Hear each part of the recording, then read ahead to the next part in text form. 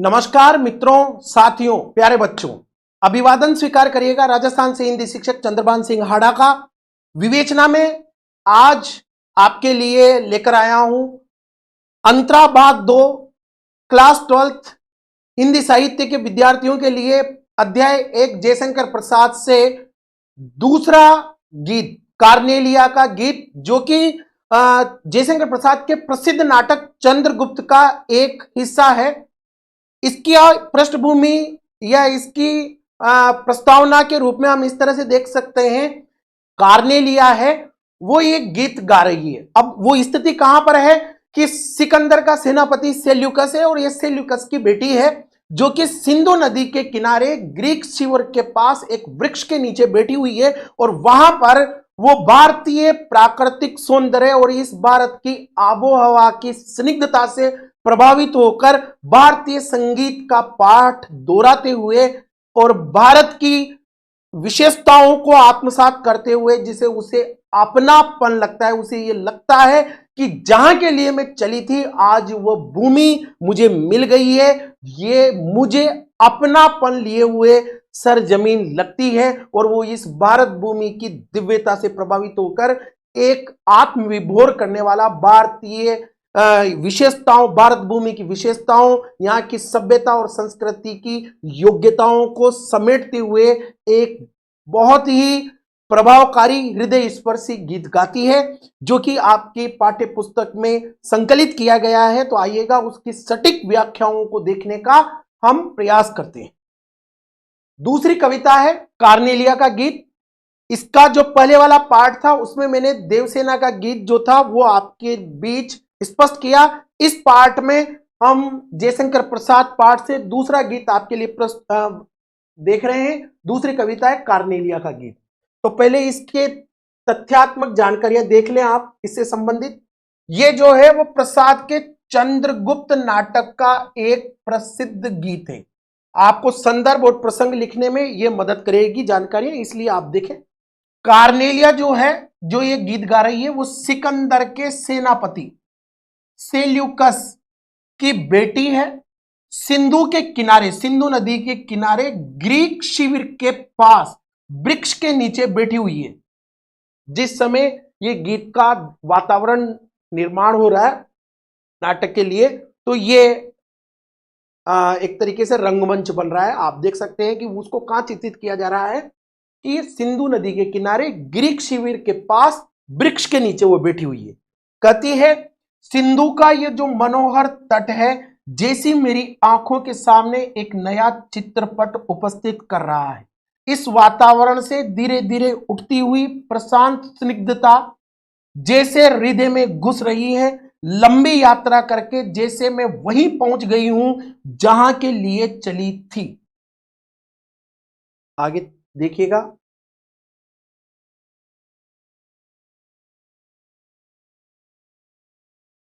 ये कितना निसर्ग सुंदर है, कितना रमणीय है। हाँ, वह आज वो भारतीय संगीत का पाठ देख लूं भूल तो नहीं गई, तब वो ये गीत गाती है। अरुण ये मधुमय देश हमारा, जो गीत आपके सिलेबस में लगाया गया है। इस गीत में हमारे देश की गौरव गाथा यानी भारत की गौरव गाथा तथा प्राकृतिक सौंदर्य को भारत वर्ष की विशिष्टता और पहचान के रूप में प्रस्तुत किया गया है। पक्षी भी अपने प्यारे घोंसले की कल्पना कर जिस ओर उड़ते हैं वही यह हमारा भारत वर्ष है। अनजान को सहारा देना और लहरों को किनारा देना हमारे देश की विशेषता है। सही मायने में भारत देश की यही पहचान है। जो इस गीत को पढ़ते हुए हमें बहुत अच्छे से दिखाई देगी। तो देखिएगा, ये आपका गीत है और ये गीत की प्रारंभिक पंक्तियां हैं। चलिए शुरू करते हैं सप्रसंग व्याख्याओं के साथ। जयशंकर प्रसाद अध्याय 1 से दूसरा गीत कार्नेलिया का गीत। अरुण ये मधुमय देश हमारा, जहां पहुंच अनजान क्षितिज को मिलता एक सहारा, सरस तामरस गर्भ विवाह पर नाच रही तरुशिखा मनोहर। कैसा है वहां का वातावरण? जिस भूमि के लिए उसके मन में इतने आत्मीय भाव उभर रहे हैं, जो कि सेल्यूकस की बेटी है।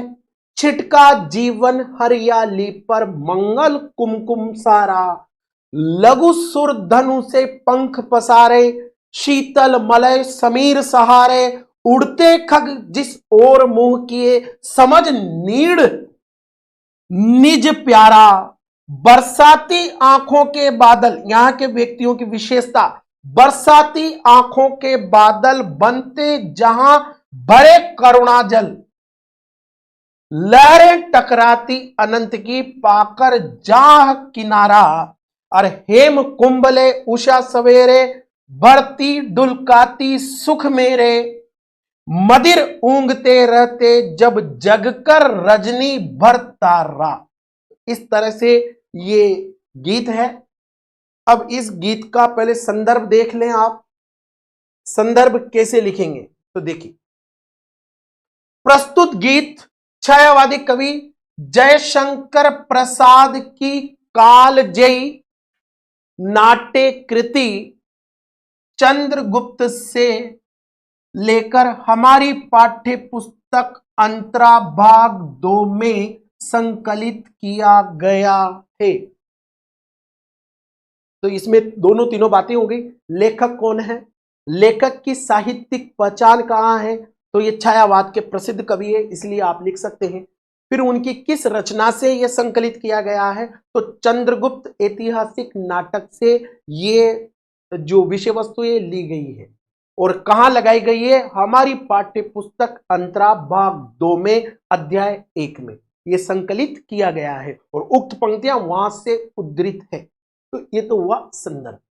अब प्रसंग में आप क्या लिखेंगे, तो आप ऐसे लिख सकते हैं, ये लिखें आप, देखिए, चंद्रगुप्त नाटक के दूसरे अंक में ग्रीक सेनापति सेल्यूकस की पुत्री कार्नेलिया, ये कार्नेलिया का परिचय हुआ। सिंधु नदी के किनारे ये वातावरण निर्माण कर रहे हैं। कहां पर है वो? ग्रीक शिविर के पास वृक्ष के नीचे बैठकर ये गीत गाती है। इसमें भारत भूमि की महिमा, गौरव और प्राकृतिक सुषमा का मनोहारी चित्रण किया गया है। भारत से प्रभावित कार्नेलिया उसे अपना देश मानती है। तो ये प्रसंग हो गया। अब व्याख्या देखें आप, एक एक लाइन की व्याख्या मैं आपके लिए स्पष्ट करता हूं ताकि आपको समझने में आसानी हो और आप अच्छे से लिख पाए परीक्षा के दृष्टिकोण से। तो आइएगा, अरुण ये मधुमय देश हमारा, ये पहली पंक्ति जो कि अब स्पष्ट है आपको कौन गा रहा है, कहां गा रहा है और मन में किस तरह के भाव है और किसको संदर्भित करते हुए ये गीत गाया जा रहा है। तो अब आप देखिए, अरुण यह मधुमय देश हमारा, प्रातःकालीन अरुणिमा से युक्त, इसलिए अरुण कहा। प्रातःकालीन सूर्य की प्रकाश से, अरुण प्रकाश से, लाल प्रकाश से ना आया हुआ ये पूरब का देश हमारा, उसको लग रहा है ये मेरा है। ये भारत देश क्या है? मधुमय देश है। देश तो है पर कैसा है? मधुरिम है, मनोहारी है। अब मधुरिम होने और मनोहारी होने के लिए बहुत से कारण है। मनोहारी में हम छिपी हुई ध्वनि है, प्राकृतिक सौंदर्य की यहां भरमार है, बहुत ही सौंदर्यशाली प्रकृति की देन इसको मिली है।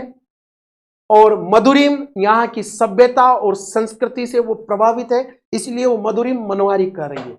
आशय यह है कि सूर्य की सुनहली किरणों के कारण इसकी प्राकृतिक सुषमा बढ़ जाती है, मधुमय हो जाती है। आगे देखिए,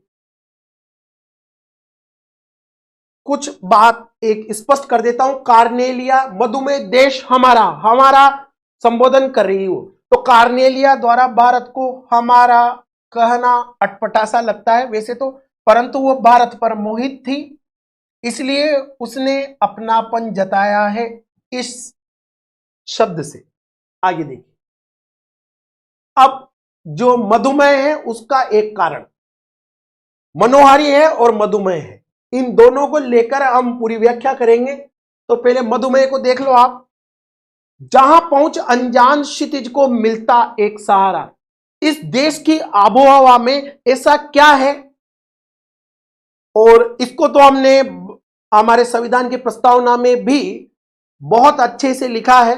हमारा देश कैसा है, हमारे यहाँ की प्रस्तावना संविधान की इतनी खूबसूरती से उसके मंतव्यों को स्पष्ट करती है। पर वो बात की बात है, उसी तरह की पृष्ठभूमि यहां पर है। जहां पहुंच अनजान क्षितिज को मिलता एक सहारा, ये देश तो अनजानों को भी अपनाता है। कोई भी हो वो यहां आकर अनजाना नहीं रहता है। ये भारत भूमि की मिट्टी ही ऐसी है कि ये अपनापन पैदा कर लेती है। तभी तो असीम आकाश यहां पर क्या अनजान क्षितिज को मिलता एक सहारा, यहां पर क्षितिज पर जाकर, यहां असीम आकाश यहां पर क्षितिज पर जाकर पृथ्वी का सहारा ले लेता है। इससे भारत के असीम विस्तार का भी पता चलता है।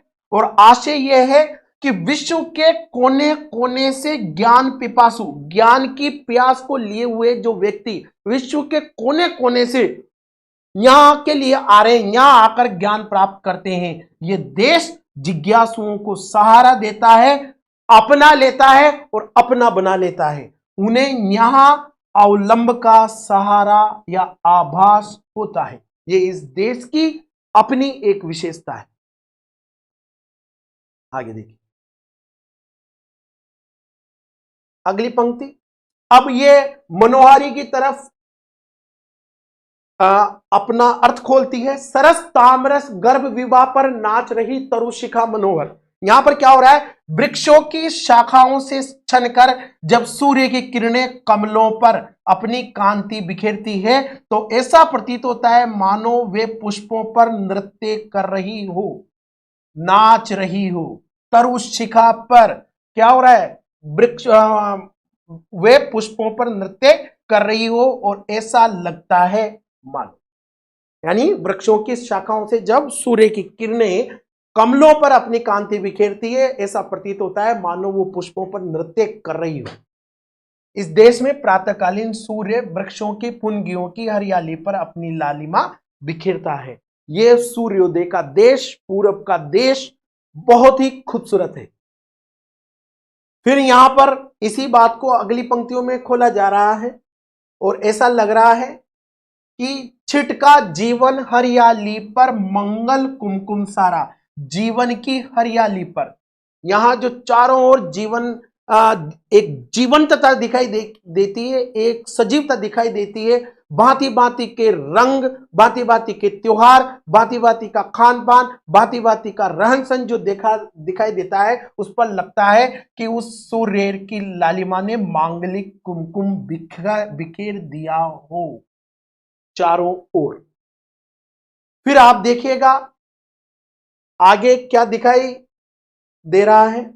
लघु सुरधनुष से, छोटे छोटे इंद्रधनुष से अपने पंखों को फैलाए हुए शीतल ठंडी मलय समीर, मलयागिरी की जो हवा है, एक खुशबू वाले वातावरण को अभिव्यक्त करती हुई जो हवा है, ऐसी जो ठंडी बयार है, उसके सहारे उड़ते हुए खग जो है पक्षी जिस ओर अपना मुंह किए हुए उड़ रहे हैं। और वो उधर क्यों उड़ रहे हैं, समझकर नीड़ निज प्यारा, अपने लिए एक अपना घोंसला हम देखते हैं।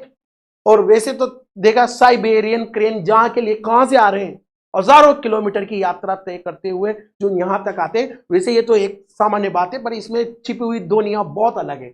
लघु सुरधनु से पंख पसारे, शीतल मलय समीर सहारे, उड़ते खग निज और मुंह किए, समझ नीड़ निज प्यारा। केवल मनुष्य ही नहीं, पक्षी भी इस देश से प्रेम करते हैं। इसलिए क्या है, दूर दूर के विभिन्न पक्षी अपने इंद्रधनुषी लघु पंखों को फैलाकर सुगंधित वायु के सहारे इस देश की ओर ही आते हैं, मानो ये देश ही उनका प्यारा घोंसला हो। प्यारा घोंसला हो। भाव यह है कि विभिन्न देशों की सभ्यता, संस्कृति, भाषा, वेशभूषा, आचार विचार वाले व्यक्ति यहां आते हैं और आश्रय पा लेते हैं। समझ नीड़ निज प्यारा, तो वो इसे अपना ही घोंसला मानकर यहीं के होकर रह जाते हैं। अब इस देश की और विशेषता देखिएगा, यहां क्या है, तो यहां के व्यक्तियों की स्थिति दिखाई दे रही है। बरसाती आंखों के बादल बनते जहां भरे करुणाजल। कार्नेलिया अगली पंक्तियों में इस देश की एक और विशेषता को अभिव्यक्त करती है। कार्नेलिया भारत के लोगों की विशेषता बताती हुई गीत के माध्यम से कहती है कि बरसाती आंखों के बादल, उनकी आंखों से निकले करुणा के आंसू ही बनते जहां भरे करुणाजल, मानो वाष्प या भाप बनकर बादल बन जाते हैं और फिर बरस जाते हैं। अर्थात आशय यह है कि यहां के निवासी करुणा और सहानुभूति वाले हैं। वे अपने दुख से ही दुखी नहीं होते, अपितु जीव मात्र के दुख से उनकी आंखें नम हो जाती हैं। उनमें संवेदनाएं हैं, उनमें मानवीय भाव है, उनमें सहानुभूति है, और इसके कारण ही वो दूसरों को अपना बना लेते हैं।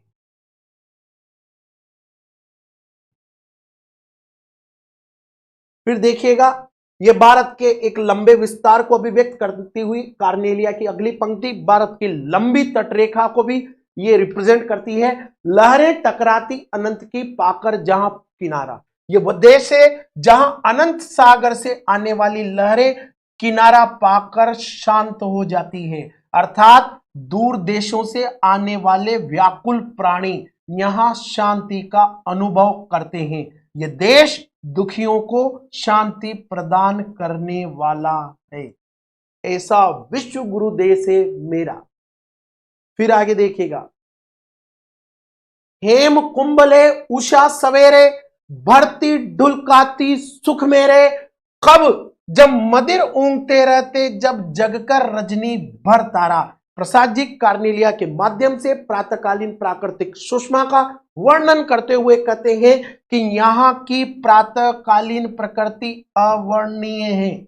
उषा रूपी सुंदरी, उषा रूपी सुंदरी अपने सूर्य रूपी सुनहले घड़े को क्या कर रही है? हेम कुंभ, स्वर्ण कुंभ, सूर्य रूपी स्वर्ण कुंभ सुनहरे घड़े को आकाश रूपी कुएं में डुबोकर जब जल लाती है और सुख बिखेर जाती है, डुलकाती सुख मेरे। कब? जब रात भर चमकने वाले तारे मदिर ऊंघते रहते, जगकर रजनी भर तारा। जब रात भर चमकने वाले तारे मस्ती में ऊंघने लगते हैं, मदिर अपनी मस्ती में धीरे धीरे ऊंघने लगते हैं, तब वह उस सूर्य रूपी चमकदार स्वर्ण घड़े से आकाश रूपी इस सरोवर में डुबोकर सुख उंडेल जाती है, डुलका जाती है। तो यहां की प्रातःकालीन प्रकृति अवर्णनीय है। उषा रूपी सुंदरी अपने सूर्य रूपी सुनहरे घड़े को आकाश रूपी कुएं में डुबोकर तब जल लाती है और सुख बिखेर के जाती है, जब रात भर चमकने वाले तारे मस्ती में ऊँघने लगते हैं। यानी यह सूर्योदय का समय। सूर्योदय के समय क्या हो रहा है?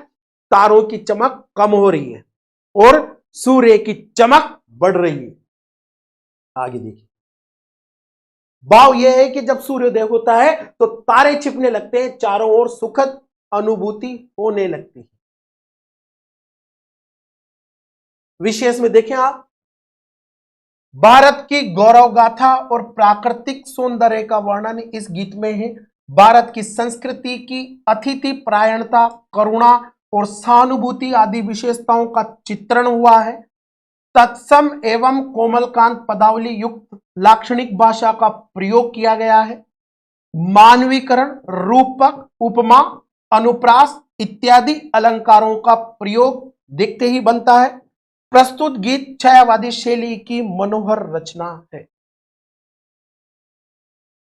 तो इस तरह से मित्रों, ये अध्याय 1 जयशंकर प्रसाद अंतरा बाग 2 से जो विषय वस्तु थी उसका अर्थ स्पष्ट किया गया। मेरा मानना है आपके लिए ये उपयोगी साबित होगा। आप पढ़ते रहें, आगे बढ़ते रहें। अगले वीडियो में मैं पुनः एक नई विषय वस्तु के साथ आपके बीच उपस्थित होऊंगा। तब तक के लिए इजाजत दें। जय हिंद, जय भारत।